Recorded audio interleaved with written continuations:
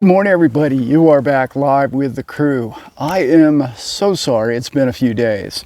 It's been a minute or two, hasn't it? No, we're not live. You're alive and I'm alive. That's why I like to call it we're live. I've had a couple of days, 3 or 4 days of backbreaking work around the farm, so it's been tough to put out a video.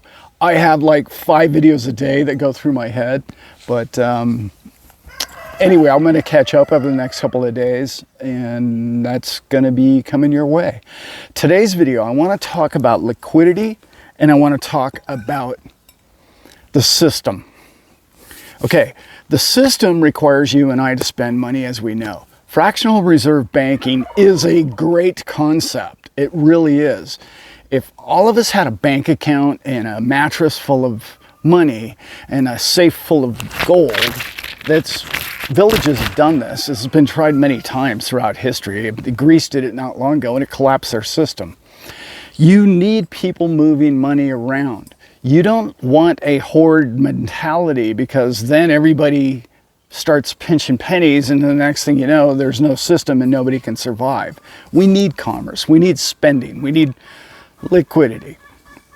Well, they know that. The people in the system know that.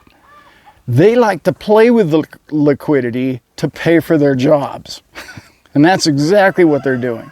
They're controlling inflation to support themselves and their friends. Well, their circle of friends has gotten larger and larger and larger. And I want to say that 41 to 42% of all the people employed in America are some way affiliated with a government paycheck. This has not going to end well. Let's just leave it like that. I was going to say it has to end, but it's just not going to end well, because it will end one day. It has to be cut back, at least. You can't take the greatest financial country in the history of all mankind and turn it into the most indebted country of all time and have it be the model for countries in the future to follow. That's not going to work. This isn't working, and the hypocrisies are showing up in inflation. Inflation is dying. Believe it or not, it is declining. It will not decline in all things. Like I've said in many videos, it will be, the things that you really need are going to be expensive. And the things you really could live without are going to be deflationary. But that's what they do when they change the whole system. They orchestrate the whole mess. And this mess is out of their control, and they know it. The beautiful thing is, you and I have a way out. Obviously, we have crypto, but we have a way out of knowledge, information, channels like this one, better channels than this one, that can teach you things about what to do with your money, how to create a new business in the new coming future that we have. This is your way out, okay? Before, they could control the sheep and the herd, and they could keep us all in the corral with the manipulation of their interest rates and the rest of it. That's no longer working for them. Why? Well, it worked all the way up until 2008, because the entire world went, uh-oh, if America stops, we're all in trouble. We've got to save these banks too big to fail, right? No longer. That no longer exists. We have too many avenues out. We have too many nation states. We have the BRICS countries. I know there's a lot of people who don't like the BRICS. I like them because competition creates a level playing field. That's what I like about them. And it seems to me at this point, they care a lot, at least China wants to keep the world peaceful. And that I'm all in favor of. I don't want to get too political. I want to keep on this liquidity and the market of what they're doing. The biggest reason why that you and I should look them in the eye and say this is unacceptable is this one fact that most people overlook. So they're telling you, okay, that the only way for us to fix inflation is for the poor man to lose his job. If that's your safety net, if that's your game plan, if that's your strategy for the success of the future of American banking or the Western banking system, is the failure of the people that support it, you're done for. That's not going to hold water. There's absolutely nobody that's going to be in favor of that eventually, because the inflation's going to reach a point to where the little people aren't going to be able to swim. And when that happens, heads roll. How do I know this next statement to be true? How do I know?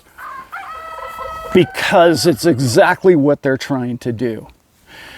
The answer, and I know there's a lot of people that, oh, he's pie in the sky guy. The answer is, if not Ripple, okay, as a company, okay, XRP for sure. XRP brings the liquidity in honestly, autonomously, not controlled or corrupted. This won't be, oh, Janet Yellen said this week. Oh, we're waiting for the man to speak at the podium next week. Oh, he said we all have to lose our jobs, in which the system survives. Okay? That's not where we're headed. Where we're headed is XRP is going to create that same liquidity that fractional reserve banking created, only it's going to do it digitally and autonomously. And the beautiful part is there's all sorts of rumors out there. Mr. Jim Willie, I heard you, brother, talking about the Russians getting involved with XRP, and I understand why they would. I can't find anything else on it. At this point, it's still just, I'm trying to find the bottom of that. But the beautiful part about something like that non-trust requires no trust from each government. That's one of our best hopes for the fact that CBDCs is really what this banking system is their hope for in the future. They're trying to collapse the little man. They're trying to get you to lose your job. They're trying to beg you for, please make the pain go away. Make it stop. This is too painful. I've lost my job. My wife lost her job. We can't survive. You know, BlackRock owns our place and now they're renting it back to us. These middle-sized banks are collapsing. Okay, First Republic this week. All of them are falling to JP Morgan. Why does JP Morgan get first shot at buying that before it's even on the market?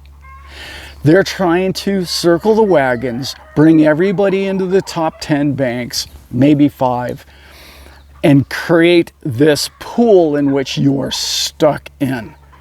The CBDC pool that the corral is headed to. It's not going to work because of things like XRP and what I was talking about before. Before the whole world wanted in 2008, when the banking collapse happened, hey, make the pain go away. Well, we know how to do that. We support the big banks of America and it goes away. This time we have big banks in Hong Kong. We have them in China. We have them in Russia. We have them in Brazil. We have them everywhere in the world, and they don't just require the top 10 banks of America to survive. In fact, banking's larger in Hong Kong than it is in the US. Why? Because they're dealing with more people. They're dealing with a bigger slice of the pie. They're overcoming the Western banking system, because the Western banking system is stuck in its own closed loop to where it's not listening to other countries and it's not listening to the people, and it's saying the people, the pawns at the bottom, are our step out of the trouble in which we're in. That's not the answer. That is not the answer. The answer is you find ways to get the lower half of your economy to spend money. That's exactly what India is doing. That is exactly what Russia is doing. That's what China is doing. If you look at the middle class of America, it's on decline, and you and I, we all know that. You look at India, they're middle class. Russia's middle class have been going through the roof for 20 years now. They're such middle class, they're wealthy at this point. I mean, the upper half of the Russians are doing really, really well. You look at the Chinese, that's 400 million Chinese people were taken out of poverty. 150 million of those are middle class people now. India's up to 400 million middle class citizens. Those people want what? Technology. They want a better life. They don't want to ride around on a bicycle. They want progress. They want a future. The Western banking system is destroying the little guy so he can't become the middle guy, which creates more demand, which gets them to spend, which gets them to create, which gets them all to desire more and make for a better economy. It's so simple. These last few days of not listening to any media or any of that stuff really has cleared my mind up.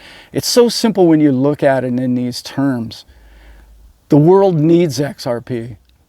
The world has XRP. It won't be the only avenue. And yes, I did do a little bit. There was a bunch of people that put down, Alan, please look at Dunbar. Yes, I did. I looked at it. At this point, it's mostly, it's Southern Hemisphere at this point, mostly.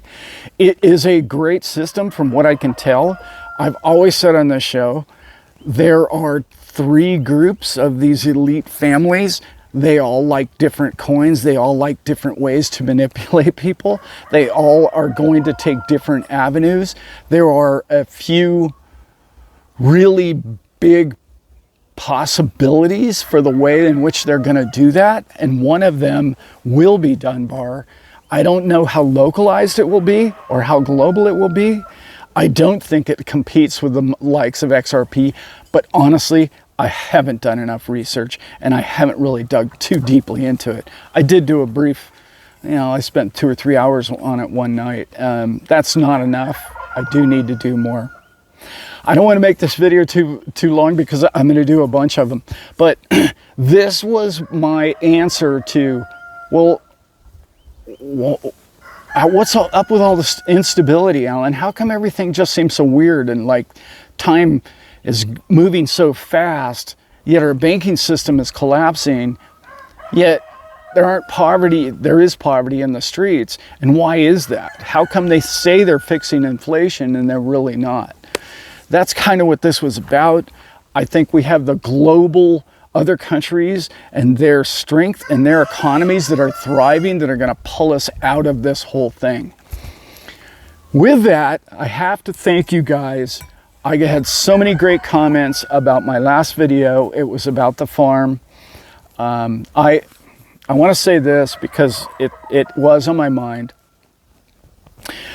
That video, more people unsubscribed from this channel than any other video I've ever had. I just want to say to those people that unsubscribed, I respect your opinion. I understand your beliefs. I believe in a different belief, but I also understand the most important thing that we all have is our freedoms. And you are free to do whatever you'd like to do on this channel. Unlike YouTube, I can't say whatever I want, but you can leave this channel. If you don't believe in anything that I say or the practices in which I live by all means, if it helps you sleep or your day be a better day, I'm all in favor of that.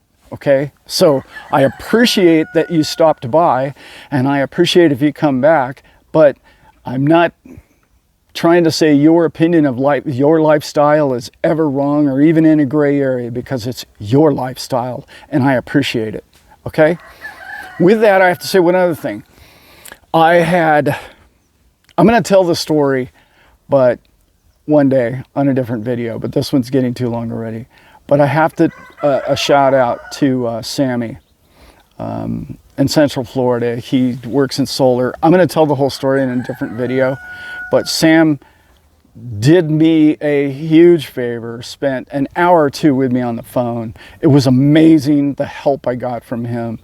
Thank you, brother, and we're all in this together, and I love you, and I hope you're having fun with your family. And with that, I am out.